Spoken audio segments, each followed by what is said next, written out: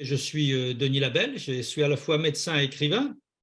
J'ai été chef de service dans un hôpital de l'Île-de-France pendant 27 ans, dans une spécialité qui est confrontée au problème de la fin de vie, qui est la gastroentérologie, ce qui n'est pas le cas de tous les médecins, il faut le savoir. Vous avez des questions à me poser? J'ai une question. Vous avez parlé d'une nouvelle éthique médicale avec un changement de hiérarchie de valeurs.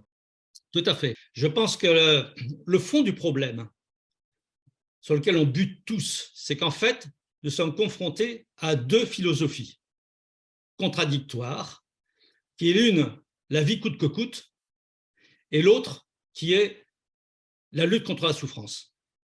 Le problème de la vie coûte que coûte, c'est que c'est soutenu par toutes les religions monothéistes, quelles qu'elles soient. Les articles récents dans Le Monde le confirment, aussi bien les évêques catholiques que les protestants, que les juifs et que les musulmans. Tout le monde est d'accord. Pour une fois, ils sont tous d'accord. Donc, les autres, ceux qui n'ont pas la même foi, qui n'ont pas obligatoirement la même philosophie, disent qu'il y a un certain moment où la lutte contre la souffrance supplante la vie coûte que coûte. Et donc, la plupart du temps, les médecins font les deux en même temps quand il y a une maladie curative. Vous soignez un malade, vous lui supprimez ses souffrances et vous prolongez sa vie. Parfait. Ce sont les maladies curatives. Et puis, il y a un moment où la maladie devient incurable. C'est systématique. On en est tous là un jour. Et à ce moment-là se pose la question, quelle est la priorité? Quelle est ma priorité en tant que citoyen? Ce n'est plus au médecin de décider. C'est aux citoyens de décider.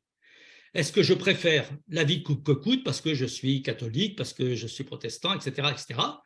Ou est-ce que je dis stop, ça suffit, j'ai vécu, ma vie est accomplie, je n'ai pas envie de souffrir plus, et donc je préfère partir. Et je préfère raccourcir ma vie et partir que de continuer à souffrir. Et ça, c'est parce que je ne crois pas au-delà, parce que je suis athée, ou parce que ceci, ou parce que cela, et même parce que je suis catholique, j'en vois en permanence.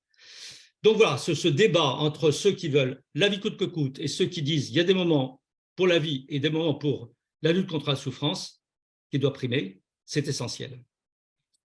Et dans la loi Claes-Leonetti, c'est un exemple typique, une illustration parfaite de ces deux constantes. Vous avez d'un côté l'intitulé de la loi, on se dirait plutôt, tiens, c'est la lutte contre la souffrance qui prime.